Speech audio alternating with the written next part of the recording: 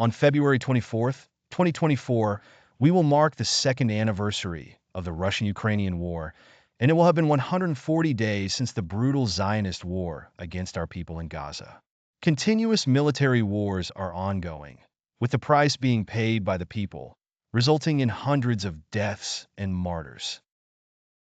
The question now is, who is winning this war? To put it directly, is Russia winning, or is the West, represented by the charming cup of tea, paper, and pen, coming out on top? Let's discuss the state of the world 2 years into this conflict. And as the saying goes, if you look at past empires that achieved greatness and then fell, you can predict the future.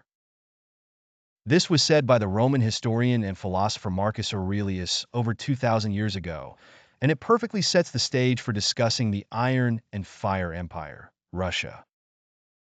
At a glance at the map, you'll see that Russia is the largest country in the world, with an area of about 17 million square kilometers stretching across 2 continents. Its borders extend from North Korea in the far east of Asia to Finland in northern Europe.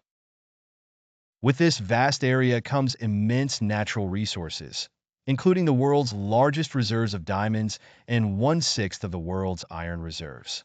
Importantly, Russia holds the largest natural gas reserves globally. Make a note of this, my friend, as natural gas represents a cornerstone of Russia's current policy and a significant weapon for Russian pressure on Europe, particularly Germany, which heavily relies on Russian gas. Russia's story began around the 9th century, specifically in 879, with a Viking colony in an area later known as Kiev, which is now the capital of Ukraine. At that time, the country was called Kievan Rus. The Viking people were primarily warriors, so you could say they were fighters by nature, somewhat like the Spartans or the 300. Thus, the colony grew, annexing surrounding lands until the Mongols arrived in 1237, ravaging the area, burning cities, and slaughtering the population. The surviving Russian nobility fled to a small northern town and named it Moscow, which became the center of the new state. From there, they began to reorganize and plan to expel the Mongols, until Ivan the Great came in 1480 and managed to drive out the Mongols and reunify the country. His grandson, Ivan the Terrible, as he is known, expanded Russia's territory, annexed Serbia, and declared himself the first Tsar in history. After a period of instability due to weak rulers, Michael Romanov came to power in 1613, restoring stability and founding the Romanov dynasty, which ruled Russia for 3 centuries.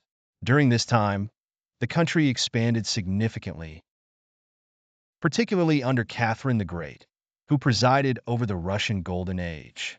Thousands of kilometers away from Russia, my friend, the French Revolution occurred in 1789. About 10 years later, Napoleon Bonaparte took control of France. Napoleon had grand expansionist ambitions in Europe. He wasn't joking around. He secured Austria, Belgium, and the Netherlands, and controlled large parts of Italy and Spain.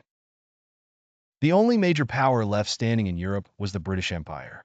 But Britain, my friend, was on an island, not on the European mainland, so Napoleon couldn't reach it with armies without crossing the British Royal Navy, which he knew was formidable.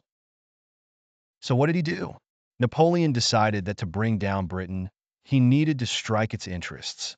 First, he sent his armies to Egypt in 1798 and occupied it.